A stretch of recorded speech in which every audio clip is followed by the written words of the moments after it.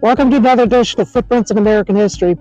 Today we're going to talk about what Ron Tannenbaum of GQ magazine called the dirtiest song ever to top the Billboard Hot 100.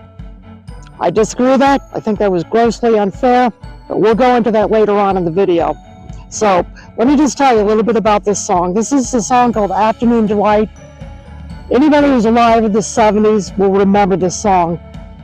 This song definitely became an American icon, which is why I'm talking about it in today's video.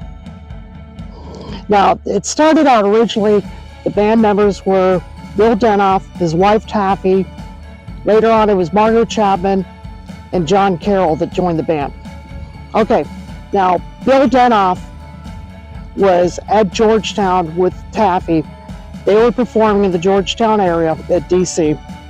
And what happened is that back then they were known as Fat City. Now they had become friends with a musician, you will remember, John Denver. John Denver was an unknown back in those days. They helped him and collaborated with him on the song, Take Me Home, Country Roads.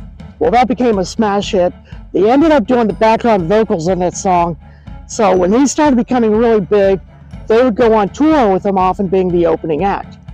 They changed their name from Fat City to just Bill and Taffy. Now, they wanted to add some sound to their little duo, so they ended up adding Margot Chapman, and later on, John Carroll, who was actually only 18 when they recorded that. Now, the name of the band became Starland Vocal Band, and they were performing, and the way it worked out with the song Afternoon Delight was that they were hanging out at a place that Bill had played sometimes before called Clyde's Restaurant in Georgetown. Now, they had a late night appetizer menu, or late afternoon appetizer menu. They had all these 10 things that Bill talked about. They had about 5 or 6 appetizers at each table. It was called Afternoon Delights. Well, Bill thought that would be a great title for a song, and that's how the song got born. Now, he was writing it with Taffy, but John Denver helped him finish the song. Well, the song ended up becoming a smash hit. John Denver actually recorded them to their label, which was called Winsong Records. So the song, within just a few months, it was released in April 1976. Incidentally, I was in elementary school when that song came out. It ended up, by that summer, just a few days after the bicentennial, becoming the #1 song in the United States, and it was big around the world. Now, here's the thing, is that back then, disco was becoming king. On top of that, you also had a lot of the classic rock songs in the 70s. So here's this folksy pop song about what Bob Eubanks used to call making whoopee. Kind of comes out of nowhere, so it definitely caught a lot of people's attention, and as a result, it became a very iconic song.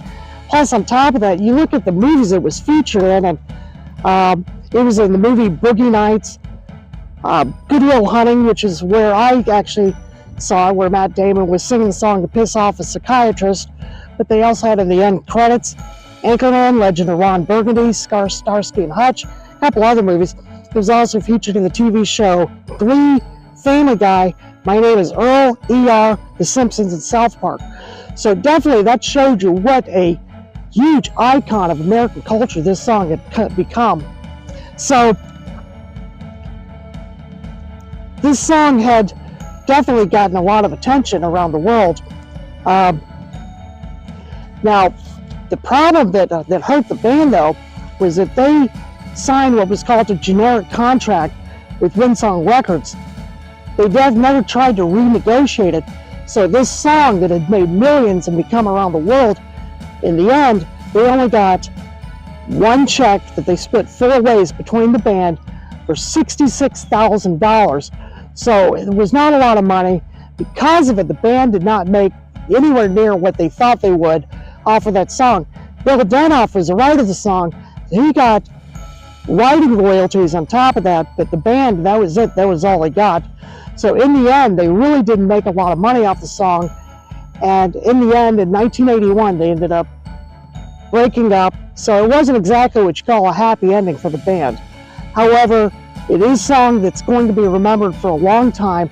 Ironically, one magazine had rated it the #1 worst song of all time.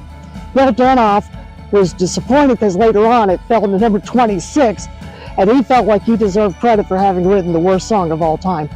In the meantime, I hope you enjoyed this video. I hope you guys have a great day. Keep Los Angeles in your prayers with everything that's going on out there. Our hearts are with you guys in LA. In the meantime, fair winds and following seas. Incidentally, I wanted to point out also that what Ron Tannenbaum said from GQ magazine about this being the dirtiest song to ever hit the top of Billboard 100. He forgot to take a look at the fact that there was a lot of other songs that were far worse than this song. This song was intended to be a little bit of fun with hitting at it. He never wanted to be overtly sexual. That was never Bill Danoff's intention. They wrote this song to be a fun little song with a little bit of romance involved, incidentally. So if you look at songs that were coming out back then, like More, a lot of the other disco songs that come out, you really can't say this about this song. It was never intended to be this filthy song. If you also look at other songs that came out not too far from that, look at My Sharona by The Knack or Good Girls Don't.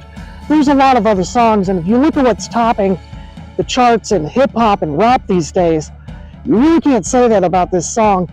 I personally felt it was unfair. I wanted to add that part to this song because it was never intended to be that way, and I don't think any of these other songs that they're ever going to be remembered in the long run.